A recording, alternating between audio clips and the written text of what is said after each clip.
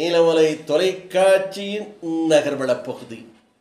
செய்திகளை வாசிப்பது மலைகளின் அரசி உங்கள் நீலமலை அன்பில். இன்றைய நகர்வள பகுதியில் நாம் காணவிருப்பது இயற்கை தந்த வரப்பிரசாதம்.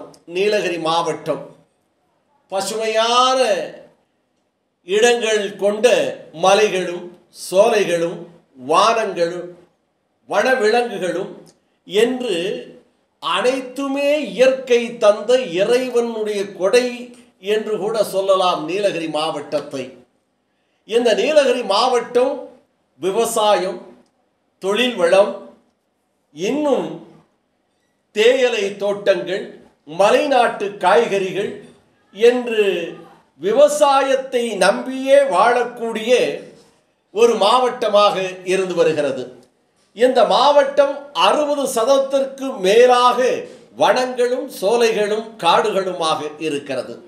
40% மக்கள் குடியிருந்து வருகிறார்கள். வீடுகள் கட்டி வியாபாரம் செய்து விவசாயம் செய்து என்று வாழ்ந்து வருகின்ற இந்த நிலையில் இந்த வனங்களும் சோலைகளும் பசுமையான இடங்களையும் காண்பதற்கு சுற்றுலா பயணிகள் ஏராளமாக வருகிறார்கள். அந்த சுற்றுலாவை நம்பித்தான் நீலகிரி மாவட்டம் இன்னொன்று வருமானத்தை எதிர்பார்த்திருக்கிறது என்று சொன்னால் அது மிகையாகாது. அதுபோன்ற சுற்றுலா தலங்களும் இங்கே அதிக அளவு இருந்து வருகிறது. இப்படிப்பட்ட இடத்தில்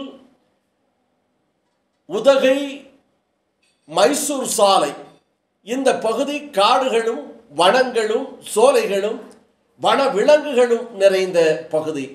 இந்த சாலைகளிலே யானைகள், காட்டி என்று சொல்லப்படுகின்ற காட்டெருமைகள், புள்ளிமான், துள்ளி ஓடும் புள்ளிமான், மயில் என்று பல வகையான வனவிலங்குகளை காணலாம்.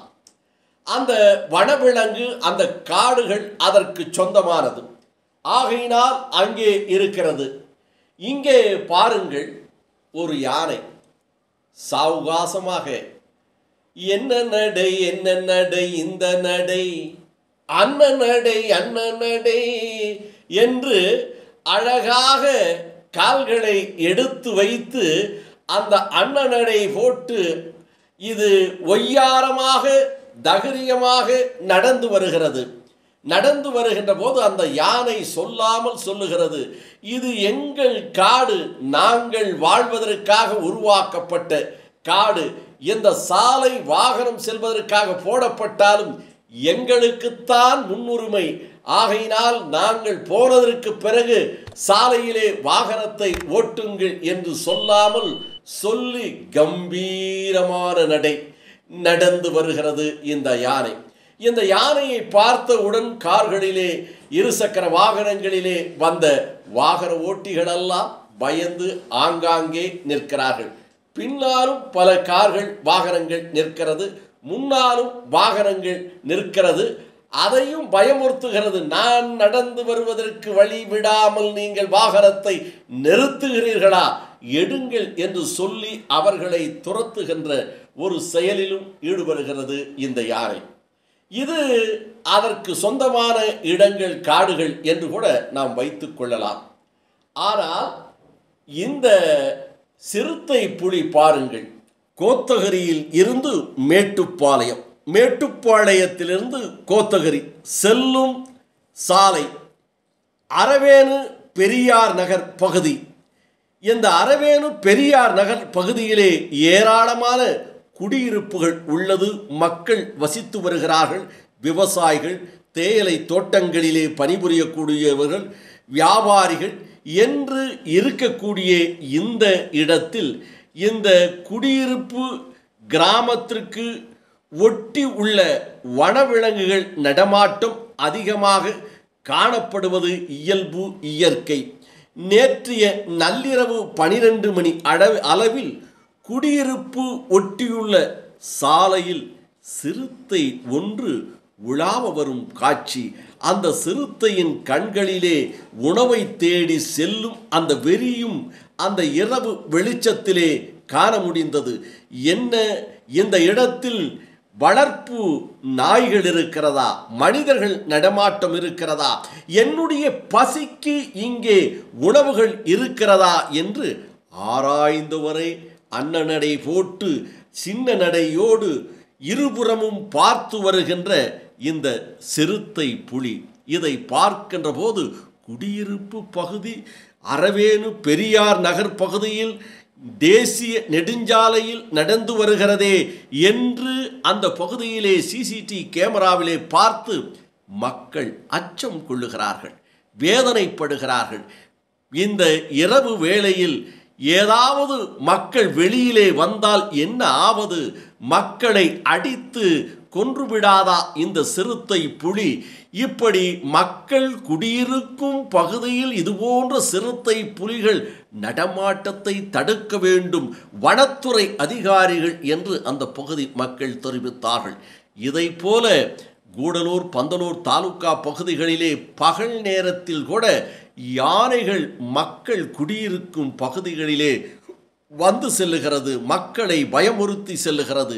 இதுபோன்ற செயலைத்தான் மக்கள் கண்டிக்கிறார்கள், வேதனைப்படுகிறார்கள். வனத்துறைக்கும் அரசு அதிகாரிகளுக்கும் அரசுக்கும் எடுத்துச் சொல்லுகிறார்கள். வனங்களிலே யானைகளும் புலிகளும் சிறுத்தைகளும் காட்டு விலங்குகளும் வாழட்டும், ஆனால் நகரப்பகுதியிலும் இதுபோன்ற சிறு கிராம பகுதியிலும் மக்கள் வாழ்ந்து கொண்டிருக்கிறார்கள். அந்த மக்களுக்கு இடையூறு தராமல் இந்த வனவிலங்குகளை அடர்ந்த காட்டுப்பகுதியிலே விரட்டுவதற்கு அரசும் ஏற்பாடு செய்ய வேண்டும். அரசு அதிகாரிகளும் இதற்கு முன் வர வேண்டும். வனத்துறையும் கடுமையான நடவடிக்கை எடுத்து இந்த யானைகளையும் சிறுத்தை புலிகளையும் காடுகள் நிறைந்த பகுதியிலே விரட்டுவதற்கு ஏற்பாடு செய்ய வேண்டும் என்றும், சிறுத்தை புலிகளை கூண்டு வைத்து பிடித்து அடர்ந்த காட்டுப்பகுதியிலே கொண்டு போய் விடுவதற்கு ஏற்பாடு செய்ய வேண்டும். செய்யுமா வனத்துறை? அரசு நடவடிக்கை எடுக்குமா? வனவிலங்குகளால் மக்களுக்கு வருகின்ற ஆபத்தை காப்பாற்றுவார்களா என்று சமூக நல ஆர்வலர்களும் பொதுமக்களும் வியாபாரிகளும் வேதனையோடு இதை தெரிவிக்கிறார்கள். நமது செய்தியாளர் பிரசாத்திடம் நமது ஒளிப்பதிவாளர் நீலமலை ராஜா அவர்களும் இதனை நமது நகர்வள பகுதிக்கு தெரிவித்திருக்கிறார்கள். இதனை பார்த்த பிறகாவது வனத்துறை அரசு அதிகாரிகள் நடவடிக்கை எடுப்பார்களா? எடுப்பார்கள் என்று காலமெல்லாம் நம்பிக்கொண்டுதான் வாழ்ந்து கொண்டிருக்கிறோம். நம்பிக்கைதானே மனிதனுடைய வாழ்க்கை என்ற நிலை ஓடிக்கொண்டிருக்கிறது என்று தெரிவித்து, இதுபோன்ற செய்திகளை உங்கள் நீலமலை தொலைக்காட்சியில் உங்கள் இல்லத்தில் கண்டு மகிழுங்கள். சில இடங்களில் நீலமலை தொலைக்காட்சி கிடைக்கவில்லையா? உங்கள் உள்ளூர் கேபிள் டிவி ஆபரேட்டரிடம் அன்போடு கேளுங்கள். எங்கள் பகுதியில் எங்கள் தொலைக்காட்சியில் எங்கள் இல்லத்தில் நீலமலை தொலைக்காட்சி கிடைக்கவில்லை. சிறப்பான செய்திகளும் உன்னதமான நிகழ்ச்சிகளும் தந்து கொண்டிருக்கின்ற நல்லதோர் தொலைக்காட்சியாக பவனி வந்து கொண்டிருக்கின்ற நீலமலை தொலைக்காட்சி எங்களுக்கு வேண்டும் என்று அன்போடு கேளுங்கள். அதே நேரத்தில் உங்கள் இல்லத்திலே கட்டணத்தை செலுத்தித்தான் கேபிள் டிவியை பார்த்து கொண்டிருக்கிறீர்கள். அந்த உரிமையில் நீங்கள் கேளுங்கள். அந்த உள்ளூர் கேபிள் டிவியும் உரிமையாளரும் நீலமலை தொலைக்காட்சி கிடைப்பதற்கான ஏற்பாடுகளை செய்கின்ற கடமை அவருக்கும் இருக்கிறது என்று தெரிவித்து, NMTV பகுதியில் இதுவரை நீங்கள் சப்ஸ்கிரைப் செய்யாமல் இருந்தால் NMTV யூடியூப் பகுதியிலே சென்று சப்ஸ்கிரைப் செய்து அங்கத்தினராக மாறினால் எப்போது வேண்டுமையானாலும் இதுபோன்ற செய்தியை காணலாம் என்று தெரிவித்து, நகர்வளப்பகுதியில் உங்களிடம் வணக்கம் கூறி விடைபெறுவது என்றென்றும் உங்கள் நீலமலை அன்பில்